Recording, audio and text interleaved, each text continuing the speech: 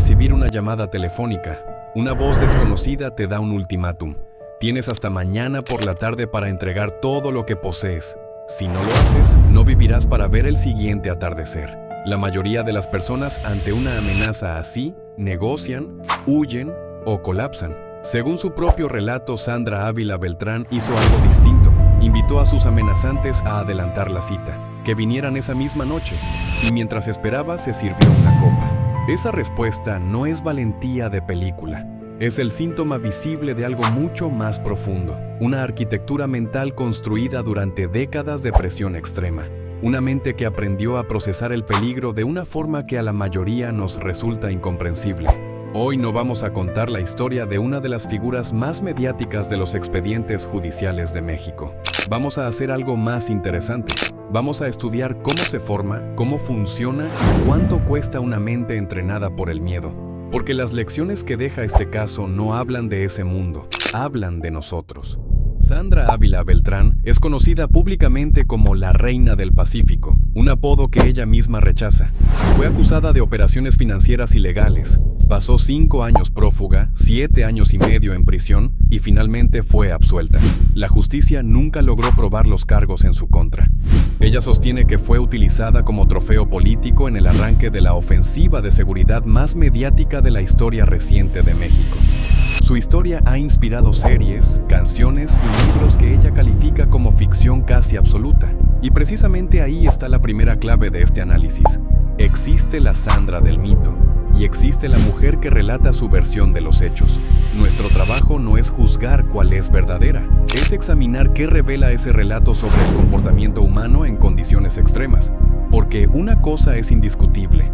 Independientemente de su responsabilidad legal, esta mujer creció, vivió y sobrevivió dentro de uno de los entornos más hostiles que puede habitar un ser humano, y eso deja huellas medibles en la mente. Según su testimonio, sus primeros años fueron casi idílicos. Una familia numerosa del norte de México, celebraciones constantes, abundancia. Pero dentro de esa normalidad, una niña observadora registraba señales que nada explicaba. Banqueros y joyeros que acudían al domicilio, dinero que ningún negocio visible justificaba. Es el primer fenómeno psicológico del caso, la normalización. El cerebro infantil no compara su realidad con un estándar externo, asume que lo que ve es lo normal. Luego llegan 3 golpes en cadena. A los 10 años, la muerte de su hermana pequeña y una lección silenciosa observando a su madre, que borró para siempre a la niña de toda conversación. El dolor no se elabora, se entierra. A los 13, el allanamiento de su casa. Y poco después, el encarcelamiento de su madre durante 2 años, que la dejó al cuidado de terceros que se quedaban con el dinero de su manutención. Su respuesta: revisar etiquetas, calcular porcentajes, documentar el abuso. 13 años y ya auditaba a los adultos que debían protegerla. La psicología del desarrollo tiene nombre para esto: parentificación e hipervigilancia adaptativa. Cuando las figuras protectoras desaparecen, el niño se vuelve estratégico porque no tiene alternativa, y esa habilidad, nacida de la carencia, se convierte en identidad. Uno de los rasgos más consistentes en el relato de Ávila Beltrán es su capacidad de observación. Interpreta gestos, posturas, tonos de voz. Detecta cuando alguien miente por la dirección de su mirada, y esa habilidad no es decorativa. Según su versión, le salvó la vida más de una vez. El episodio más revelador ocurre durante los días más oscuros de su vida, cuando unos desconocidos se llevaron a su hijo. Ella relata que, en medio del caos, notó a un empleado hablando por teléfono escondido detrás de un árbol. Registró el dato. Después conectó otros fragmentos. Una llamada previa con un acento que no correspondía. Una cotización de un vehículo nuevo que un jardinero no podía pagar. La sincronización imposible entre sus movimientos y las llamadas de los captores. Con esos hilos sueltos, reconstruyó la traición. Todo había sido orquestado con ayuda de alguien de su propia casa. Esto ilustra un principio fascinante del funcionamiento cerebral. La amenaza crónica reconfigura la atención. Quien vive en peligro constante desarrolla lo que podríamos llamar una mente detectivesca permanente, un sistema que nunca deja de escanear el entorno buscando anomalías. Es extraordinariamente eficaz para sobrevivir, pero tiene un precio brutal, y conviene decirlo con claridad. Ese mismo sistema es incompatible con el descanso, con la confianza y, a largo plazo, con la salud. La hipervigilancia sostenida es una de las formas más agotadoras de estrés crónico que conoce la ciencia. Ella misma lo describe sin tecnicismos. Mientras su hijo estuvo en manos de extraños, pasó 15 días sin dormir ni comer, consumida por la incertidumbre. Ningún poder, ningún dinero pudo comprarle una noche de sueño. Y ahí está la primera gran enseñanza de este caso. Las habilidades que desarrollamos para sobrevivir a un entorno hostil no se apagan cuando el peligro termina. Se convierten en nuestra forma de estar en el mundo. Muchos profesionales que crecieron en ambientes impredecibles, nada ilegales, simplemente caóticos, cargan versiones suaves de este mismo patrón. No saben delegar, no saben confiar, no saben descansar. Su sistema de alarma nunca recibió la orden de desconexión. Existe un video que dio la vuelta al mundo, el momento de su detención en un restaurante en el que aparece sonriendo ante las cámaras. Muchos interpretaron esa sonrisa como cinismo o como nervios. Su explicación es otra, consideraba absurdo el operativo. Se veía a sí misma como un trofeo mediático y decidió no regalar la imagen de derrota que esperaban de ella. Sea cual sea la lectura correcta, el gesto revela una competencia psicológica muy concreta, el control deliberado de la expresión emocional como herramienta de poder. Ella lo verbaliza abiertamente. Quien conoce tu estado de ánimo puede aprovecharse de tu vulnerabilidad. Por eso lamenta tener un rostro expresivo y admira a las personas ilegibles. En prisión llevó ese principio al extremo. Relata que en el penal federal se exigía a los internos caminar con la cabeza agachada y que ella se negó sistemáticamente, aun sabiendo que el precio era el aislamiento. Pasó, según cuenta, más de un año en celdas de castigo, con la luz encendida las 24 horas, sin contacto humano. Y lo que más la indignaba no era el encierro, era el uniforme. Detengámonos aquí porque este detalle aparentemente frívolo es psicológicamente profundo.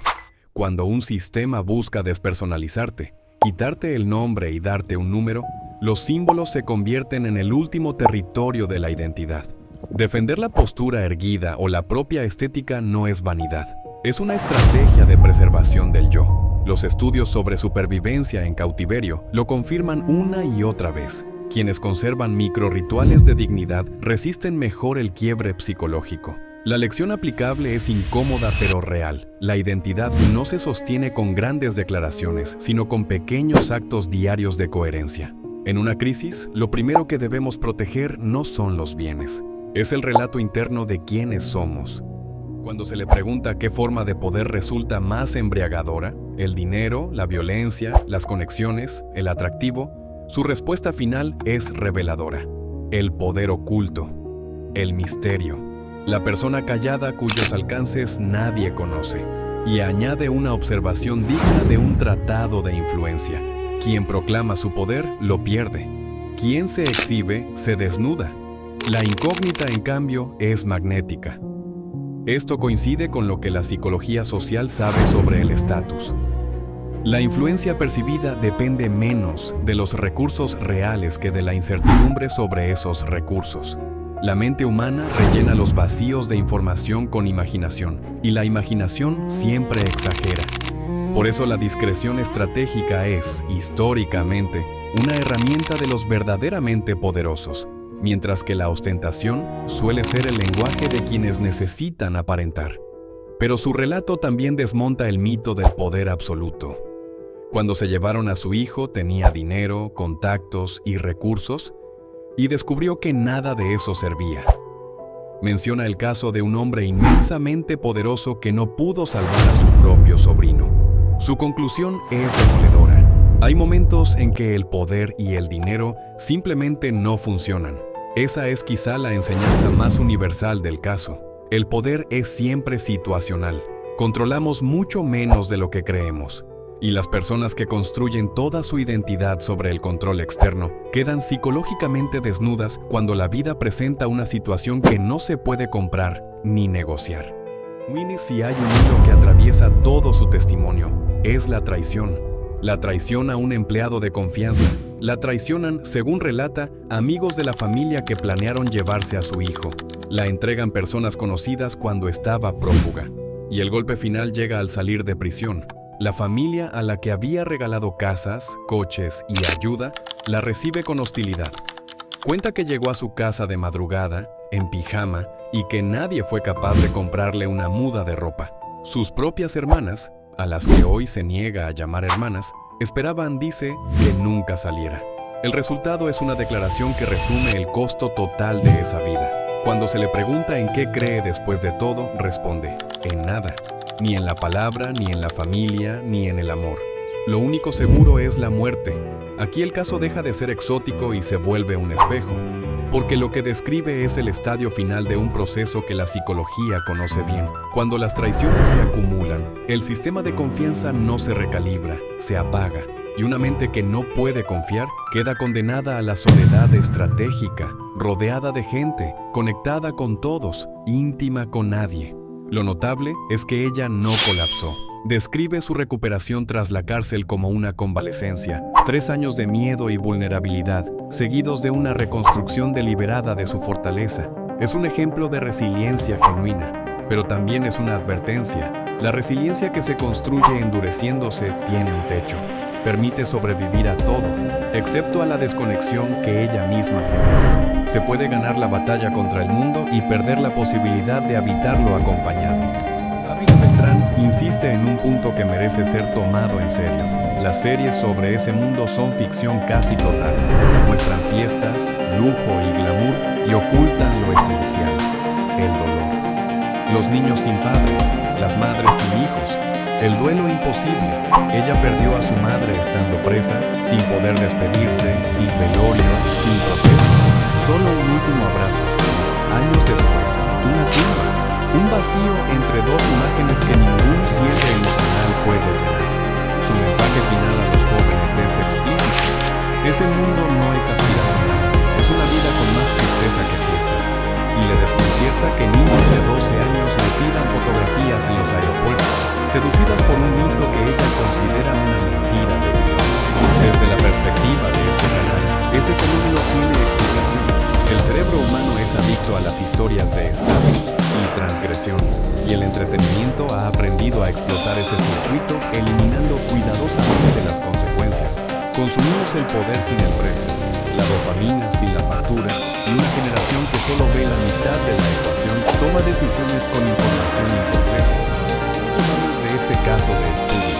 Primero, el entorno esculpe la mente mucho antes de que podamos verlo. La hipervigilancia, la lectura del otro, la máscara emocional de Sandra Ávila no fueron decisiones, fueron adaptaciones. La pregunta que cada uno debe hacerse es ¿qué adaptaciones arrastra de tus propios entornos? ¿Y cuáles de ellas, útiles ayer, hoy, te están cobrando intereses? Segundo, la fortaleza mental sin capacidad de confiar no es libertad, es un búnker. Sobrevivir a todo y no creer en nada no es una victoria psicológica, es el precio de haber tenido que ganar demasiadas veces. Tercero, el verdadero alto rendimiento no consiste en soportar presión infinita, sino en construir una vida donde la alerta permanente no sea necesaria. La mente que estudiamos hoy es admirable en su resistencia y aleccionadora en su costo. 15 vidas vivas, un año bajo una luz que nunca se apaga, una familia convertida en territorio enemigo. Ese es el balance real que las cámaras no filman. Y cuarto, quizá lo más importante, las decisiones que definen una vida rara se toman en los momentos dramáticos. Se toman antes, silenciosamente, cuando elegimos el entorno, las lealtades y los relatos que dejamos entrar en nuestra cabeza. Para cuando llega la llamada con el ultimátum, la respuesta ya estaba escrita años atrás. No elegimos siempre nuestras circunstancias, pero sí elegimos cada día qué mente estamos entrenando para enfrentarlas. Y esa, al final, es la única arquitectura que nadie puede confiscar. Las historias cambian, las versiones pueden debatirse, pero la psicología humana deja patrones que vale la pena estudiar. Y cuando aprendemos a reconocerlos, dejamos de mirar estos casos como entretenimiento y empezamos a utilizarlos como una herramienta para comprender mejor nuestra propia mente. Este análisis no busca validar ni desmentir cada una de las afirmaciones de Sandra Ávila Beltrán. Nuestro propósito es comprender los procesos psicológicos que emergen de la experiencia que ella misma decidió relatar públicamente. Si te gustó este contenido, suscríbete. Nos vemos en el próximo archivo.